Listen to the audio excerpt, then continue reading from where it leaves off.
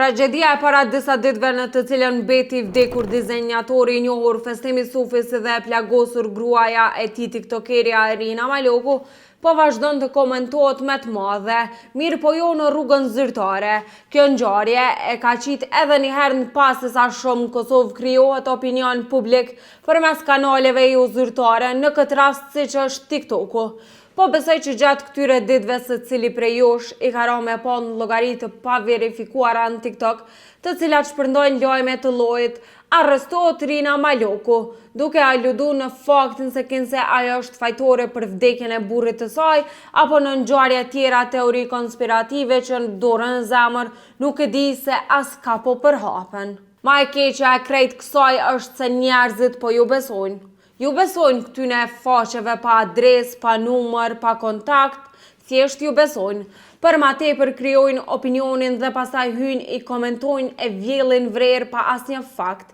E fakti është kë, asgjë që po lexoni në rrjetet sociale nuk është e vërtetë. Unë kam pyet prapë në prokurorinë në lidhje me këto aludime që po qarkullojnë në rrjet, dhe përgjigja është shumë e qartë në pyetjen time direkte. Lidhur me pyetjen tuaj, unë njoftojmë se prokurori kompetent i rastit është duke ndërmarrë të gjitha masat hetimore lidhur me këtë çështje. Për momentin nuk mund të ofrojmë informacione më shumë pasi që mund të dëmtohet integriteti i hetimeve. Kështu thonë nga prokuroria. Pra, zyrtarisht në secilën formë nuk ekziston asnjë nga teoritë që po shfaqen në rrjet. Rina Maloku nuk është arrestuar dhe marrja në pyetje e saj është procedurë normale hetimore për një vdekje, rrethonat e së cilës nuk janë sqaruar ende në plotni.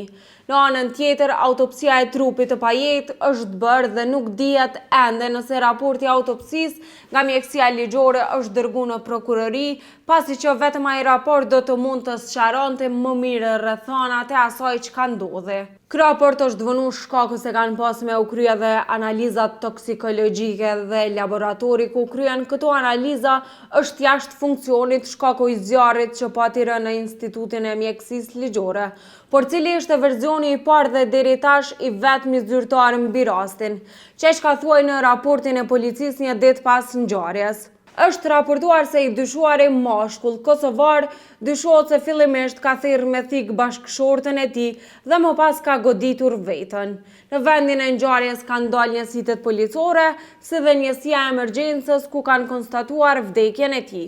Viktima është dërguar për tretman mjekësor në QKK, ndërsa me vendim të prokurorit, trupi i pajetë është dërguar në IML për obduksion, thoshte policia një ditë pas rastit. Pra, sipas versionit të vetëm zyrtar deri tash, Festimi Sufi ka thirrur fillimisht me thik bashkëshortën e tij e më pas ka goditur edhe veten.